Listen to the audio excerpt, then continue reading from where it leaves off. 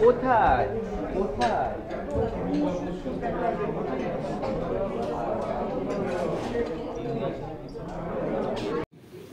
বিক্রি কাদের কাদের জন্য হয় এবং এদের সুবাদেই কিন্তু এসএসএফ ব্র্যান্ডটার এই জায়গায় রয়েছে। অর্থাৎ ওখানে যদি ওস্তাদ জাকির হোসেন, পণ্ডিত কুমার বোস এরকম নাম না থাকতো তাহলে এই জায়গাটা নিশ্চয়ই হতো না। আর বিক্রম এখন চলে যাচ্ছে, কিন্তু বিক্রমকে আমরা 3 বছর ধরে পাচ্ছি না। তো হ্যাঁ, তুমি এটা বলে দাও, 80 বছর হবে। কারণ ও একটা অন্য গোয়াতে একটা ফেস্টিভ্যাল কিউরেট করে, তার জন্য ঠিক একই সময় পড়ে, তাই জন্য পাওয়ার পরে আরো পাবে কিনা সন্দেহ আছে। এখন যা পাবার পেয়ে যাও, অস্কারের পরে নাও পেতে পারো, কারণ অস্কারের পর ও আশাটাও কিন্তু শোভা পাবে না আমাদের মাঝখানে। পাশে দাঁড়াতে হবে, এই কথা এই সময় দাঁড়িয়ে প্রয়োজনীয়তা বোধ করেই না। কেন বলতে হচ্ছে আজকে?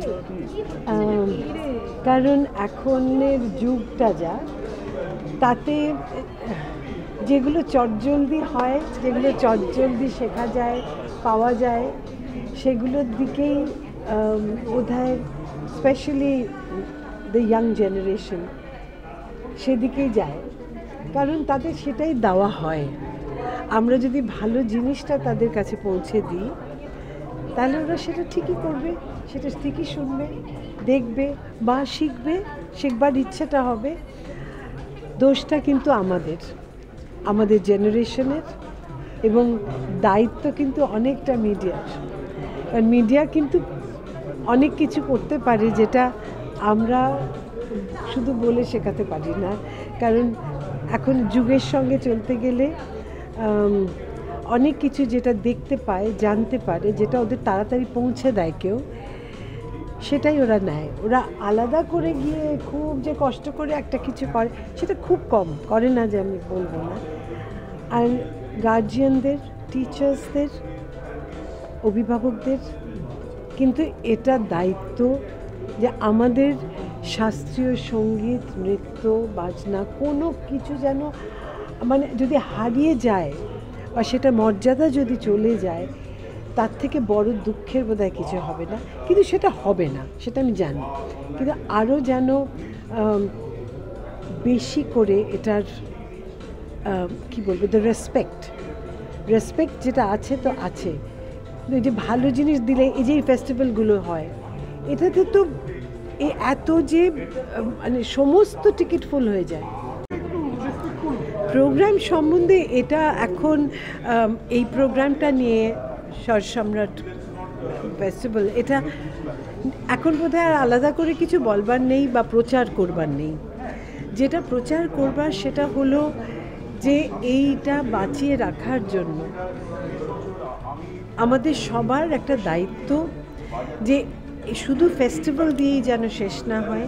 এই ফেস্টিভ্যালটা যেন সমস্ত মানুষকে, স্পেশালি ইউথ, আমি সবসময় ইউথের কথা বলি কারণ ওরাই আমাদের ভবিষ্যৎ, ওরা বাঁচিয়ে রাখবে সব কিছু। তাই ওদের মধ্যে এটা আরও বেশি করে মানে ওদেরকে এর মধ্যে ঢোকাতে হবে বা ইনভলভ করতে হবে, এই টেস্টটা গ্রো করা যাবে। এখন সব চটজলদির যুগ, তো তাই জন্য ওই টেস্টটা গ্রো করবার জন্য আমাদের অভিভাবকদের, মা বাবাদের, টিচার্সদের সবাইকে কিন্তু এনকারেজ করতে হবে। আর যে কোনো কিছু চটজলদি যেটা শুরু হয় বা যেটা ভালো লাগে, সেটা চটজলদি শেষও হয়ে যায়, এটাই থাকবে। আরেকটা কথা, বাংলাদেশে এখন যেটা চলছে সেটা আমাদের যেমন কলকাতা ইন্টারন্যাশনাল ফিল্ম ফেস্টিভ্যাল বাংলাদেশের ছবি আসতে পারছে না, এইটা বিষয়ে আপনার প্রতিক্রিয়াটা কী? এটা কিন্তু ওরা অভাগা, আমরা অভাগা, কারণ সেই সব শিল্পীদের আমরা পাচ্ছি না। আর ওরা যে মানুষের কাছে পৌঁছতে পারছে না, সেটার জন্য আমার মনে হয় দে আর ভেরি আনফর্চুনেট। একটা সাধু উদ্যোগ, কত বছর ধরে এই উদ্যোগটা তোমরা নিয়ে আসছো? 12 বছর, এই নিয়ে 12তম বর্ষ হচ্ছে। সরসম্রাট ফেস্টিভ্যাল লাল বাবা এসএসএফ হিসেবে এবার পরিচিত হচ্ছে। আগে আমরা শুধু এসএসএফ ছিলাম, এবার লাল বাবা রাইস সহযোগিতায় একসঙ্গে লাল বাবা রাইস এসএসএফ হচ্ছে 12তম বছর। যেমনটা স্যার বলছিলেন যে স্যার প্রথম এটা নিয়ে ভাবে, তোমার কিভাবে এটার সাথে যুক্ত হওয়া এই উদ্যোগটার সাথে? যখন ভাবা হয়, বাবা ভাবেন, বাবা মা আমি সকলে একসঙ্গে, আমাদের ওই সময় শুরু হয় ভাবনা চিন্তা একসঙ্গে। তো তারপরে ষড়সম্রাট ফেস্টিভ্যালের উত্থান, তখন থেকে আমাদের ভাবনা, মানসপুত্র আমাদের ষড়সম্রাট ফেস্টিভ্যাল, তো সেইভাবেই তখন থেকে শুরু হয় 12 বছর আগে থেকে।